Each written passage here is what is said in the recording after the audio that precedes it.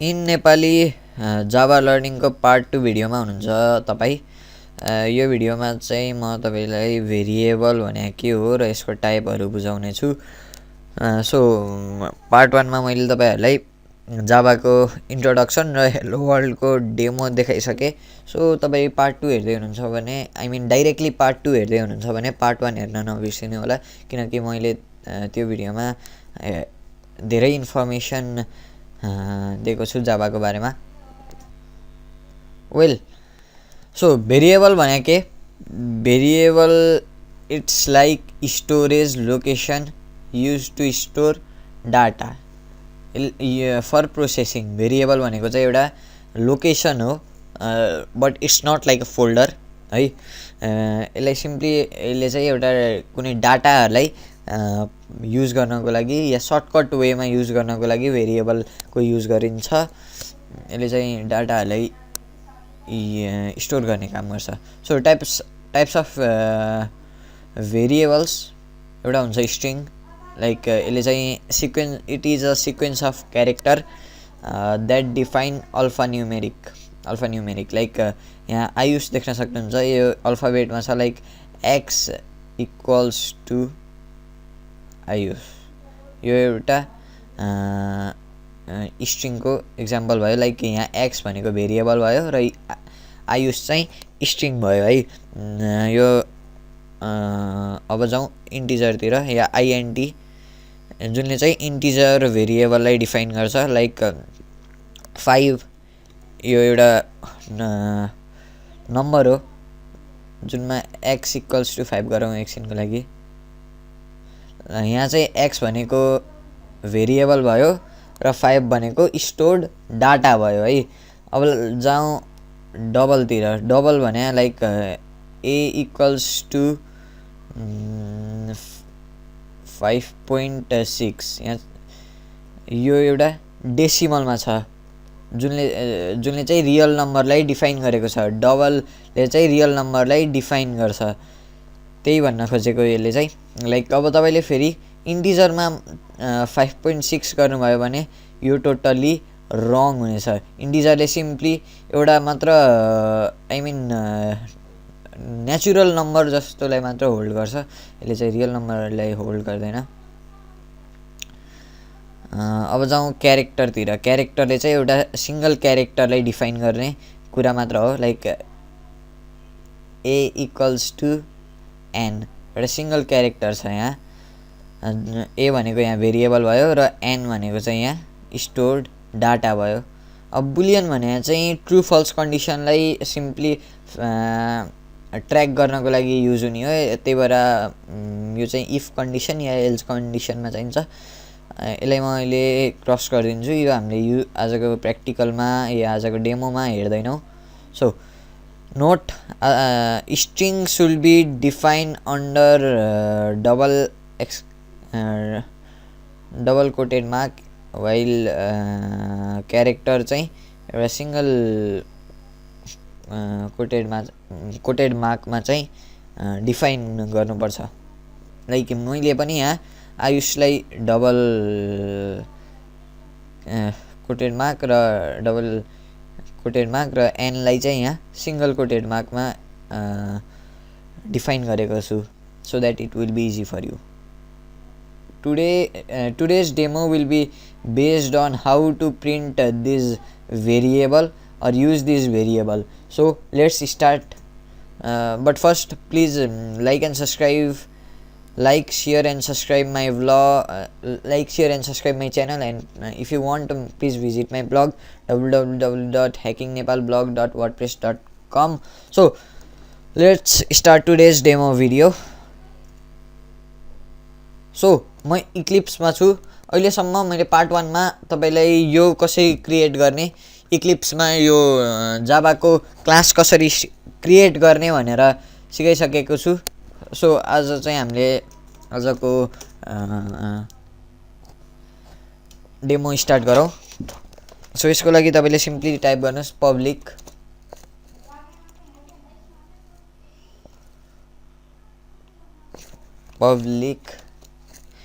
static void main भनेको method. अब simply यहाँभित्र हान्नुहोस् तपाईँले स्ट्रिङ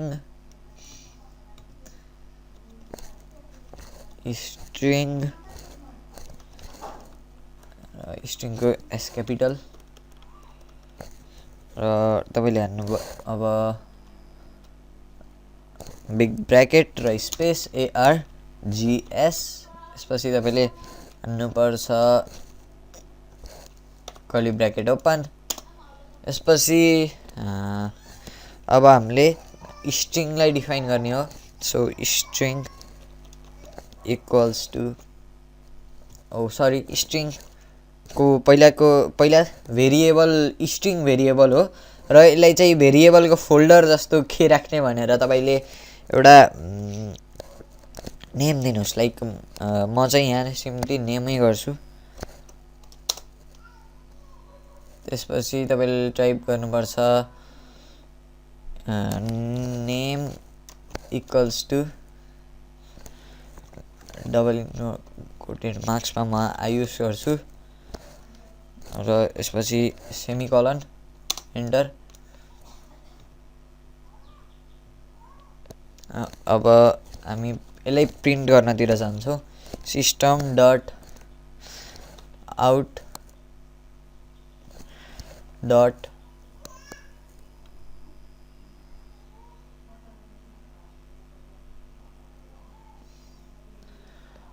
डट प्रिन्ट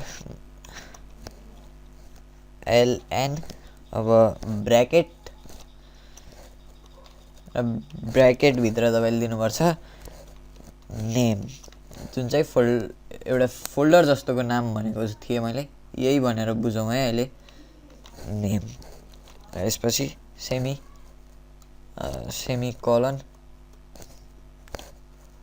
र यसलाई सेभ गर्नुहोस् CTRLS हटाएर र यहाँबाट रन गरिदिनुहोस्। र तपाईँले यहाँ आयुष देख्न सक्नुहुन्छ कन्सोलमा, जुनले चाहिँ नेम चाहिँ एउटा फोल्डरको नाम भयो र प्रिन्ट चाहिँ यहाँ के भएको छ नेम, तर नेम भनेको चाहिँ यहाँ आयुष हो। यही हो। अब जाउँ इन्टिजरतिर।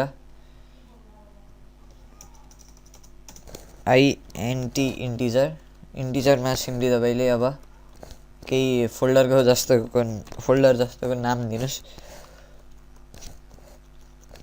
अब लाइक नम। अब यहाँ इन्टिजरलाई डिफाइन गर्न तपाईँले एक्सक्लामेटरी साइनहरू दिनु, कोटेड साइनहरू दिनु पर्दैन, सिम्पली डिजिट लेख्दै हुन्छ। त्यही हो हामीले नमलाई प्रिन्ट गर्ने CTRLS र यहाँ हुन्छ 5 प्रिन्ट भयो। तर अब मैले अघि डबलमा तपाईँले यो गर्न डबल या रियल नम्बर गर्नुभयो भने यसले चाहिँ इरर देखाउँछ। सिम्पली यहाँ देख्न सक्नुहुन्छ error double into can not convert double to int भनेर देखाएको छ। तर तपाईँले अब यसलाई डबलै युज गर्नुभयो भने, डबल हान्नुभयो भने चाहिँ यो प्रिन्ट हुन्छ है। यस्तो फरक पर्छ, यो फरक हो डबल र इन्टमा। अब जाउँ क्यारेक्टरमा। क्यारेक्टरको CHAR। अब लाइक क्यारेक्टरले चाहिँ एउटा मात्र क्यारेक्टर होल्ड गर्छ है। इक्वल्स टु लाइक n गरौँ।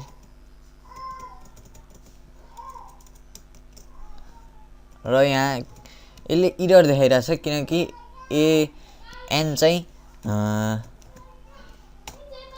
यो सिङ्गल कोटेडमा डिफाइन गर्नुपर्छ। सो यसरी हुन्छ n प्रिन्ट। सिम्पली आज तपाईँले बुझ्नुभयो क्यारेक्टरको स्ट्रिङको इन्टिजरको र डबलको युज कसरी गर्न सकिन्छ। सिम्पली यो तपाईँले नोट डाउन गरे पनि हुन्छ, यो एकदम काम लाग्छ है। So hope you guys learn something new and don't forget to subscribe my channel, like the video and part 2 यति नै हो। पार्ट 3 मा म तपाईँलाई जाभाको अर्को 3rd मोड्युल देखाउनेछु। So till that bye bye. जय नेपाल।